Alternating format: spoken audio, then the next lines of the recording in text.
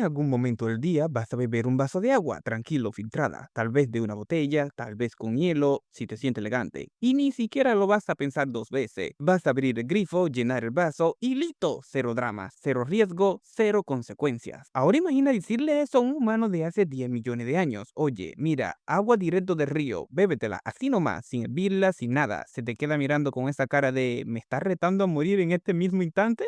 Porque básicamente eso le estaría ofreciendo. Le estaría proponiendo una ruleta rusa con extra de parásito y una probabilidad nada despreciable de terminar su semana con diarrea mortal. Así que hoy vamos a hablar de algo que da por completamente por sentado el agua. Sí, la cosa más aburrida y básica del planeta. Y de por qué durante casi toda la historia humana beberla sola tal cual sin truco era la decisión más peligrosa que podía tomar en un día cualquiera. Y te prometo que para el final de este video vas a ver tu botella de agua con muchísimo más respeto. Piénsalo así, no había filtro, no había cloro, no había una planta de tratamiento, no había de esa etiqueta bonita que dicen purificada para el consumo humano, cero bacteria, garantizado. Había un río, un charco, tal vez un lago si tenía suerte. Y ahí dentro, sin que nadie te avisara, podía haber de todo, bacteria que ni siquiera tenía nombre todavía, parásito esperando pacialmente, ese de animales río arriba, y el peor de los casos, un cadáver de algo que decidió morirse justo ahí hace 3 días. Y tú, obviamente, no tenías ni forma de saberlo. No existía el concepto de agua potable versus agua no potable. Existía agua y punto. Y esa agua podía matarte o no. Y no había manera de saberlo con anticipación, mirándola nomás. Podía verse cristalina y estar llena de cosas horribles. Era literalmente un juego de azar cada vez que tenía sed. Y tenía sed todos los días porque ya sabes, era un ser humano y necesita agua para no morir. La ironía es brutal. La cosa que necesitaba para sobrevivir era también una de las formas más comunes de morir. Y aquí es donde nuestros ancestros hicieron algo genuinamente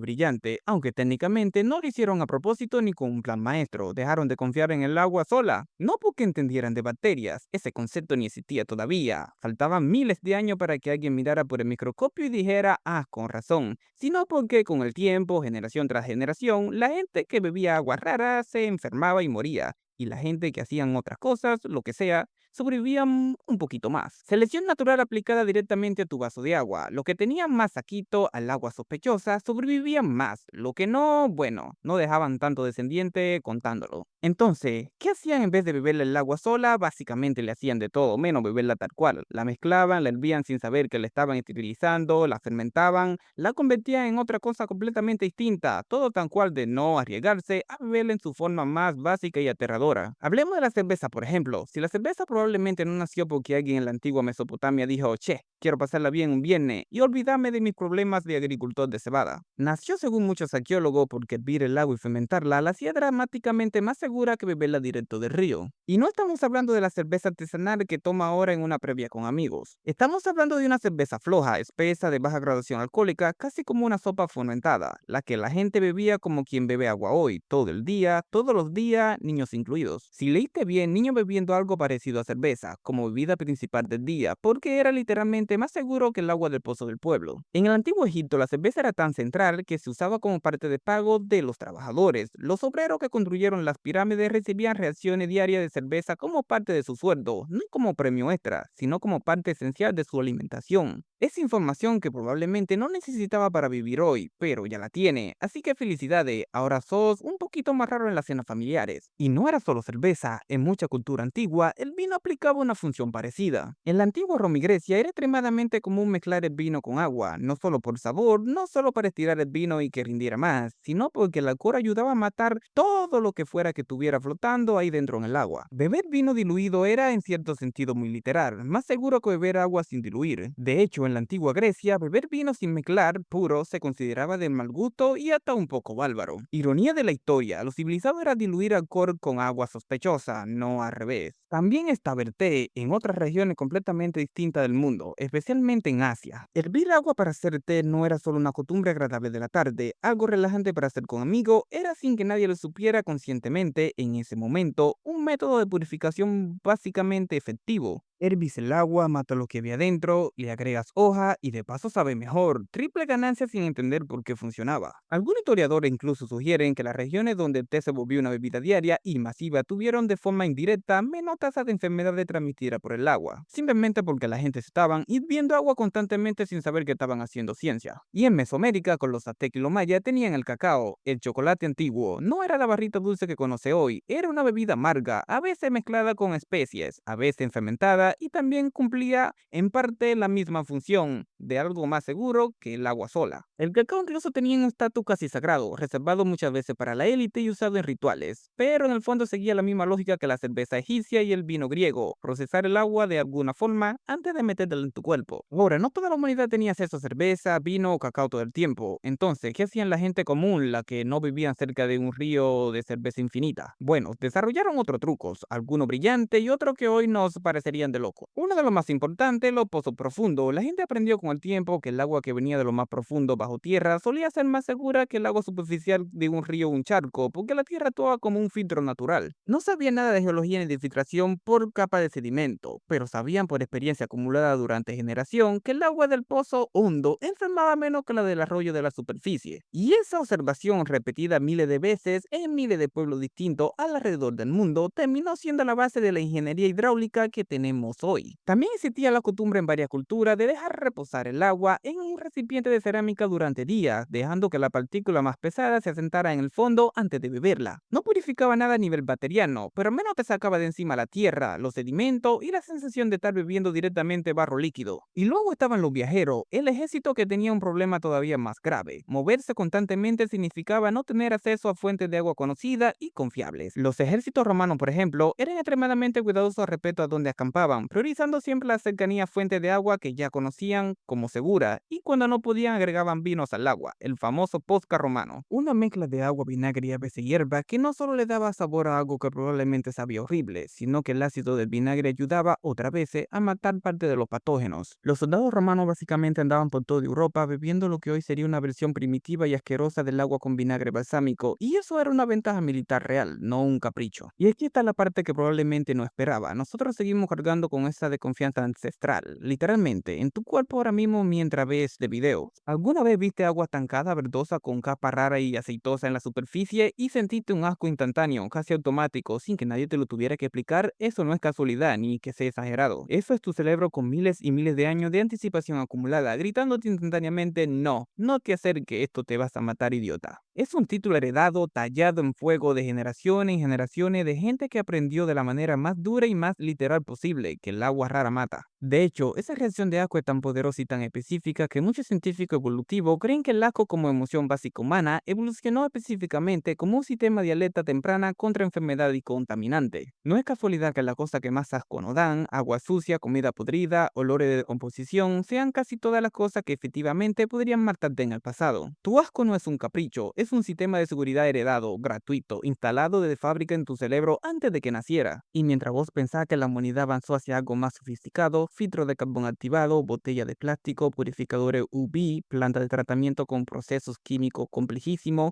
en realidad lo que hicimos fue automatizar algo que hacíamos con puros instintos, prueba de error y muchísima gente muriendo en el proceso para que la siguiente generación supiera qué evitar. El agua de botella que tenés ahora mismo en tu mochila o en tu heladera es literalmente la versión moderna aburrida y sin ningún tipo de riesgo de hervir agua desesperadamente y rezarle a quien sea para no morir esta semana. Y hay algo más que hace que todo esto sea más ridículo si lo piensas con calma. Durante miles de años en muchísima parte del mundo simultáneamente, la gente confiaba más en beber alcohol suave que en beber el agua directamente. Eso significa que en cierto sentido muy literal, gran parte de la humanidad vivió parcialmente achipada todo el tiempo, todos los días, no por elección recreativa, sino puramente por supervivencia básica. No estaban de fiesta constante, estaban sin saberlo hidratándose de la única forma que estadísticamente no lo mataba tan rápido. Imagínate explicarle a alguien de esa época, un campesino egipcio, un soldado romano, un comerciante de la ruta de seda, que en futuro íbamos a tener agua tan limpia, tan controlada, tan segura que la íbamos a comprar en botellas de plástico transparente, con marcas registradas, con publicidad, compitiendo entre sí por quién tiene el agua más pura de manantial o bien de montaña. Probablemente pensarían que estamos completamente locos o que somos, sin exagerar, general, los seres humanos más afortunados que jamás hemos existido sobre la faz de la Tierra, y honestamente ambas cosas son ciertas al mismo tiempo. Así que la próxima vez que abre el grifo, llena el vaso y bebe agua sin pensarlo ni un segundo, sin ningún tipo de ritual, sin fomentar nada. Tómate 2 segundos para procesar esto. Acaba de hacer gratis, sin esfuerzo y sin ningún riesgo real, algo que habría costado literalmente la vida a cualquier de tus ancestros hace unos tantos tiempos. No tuviste que hervir nada, no tuviste que fermentar nada, no tuviste que regarle vinagre, no tuviste que rezarle a ningún dios del agua, solo abriste el grifo y ya. Bebiste agua hoy y sobreviviste. Felicidades. Acaba de ganarle sin darte cuenta, sin esfuerzo alguno, a 10.000 años de historia humana llena de gente que no tuvo tanta suerte. Y la próxima vez que alguien te diga que antes todo era más natural y más sano, tal vez les puede contar esta historia.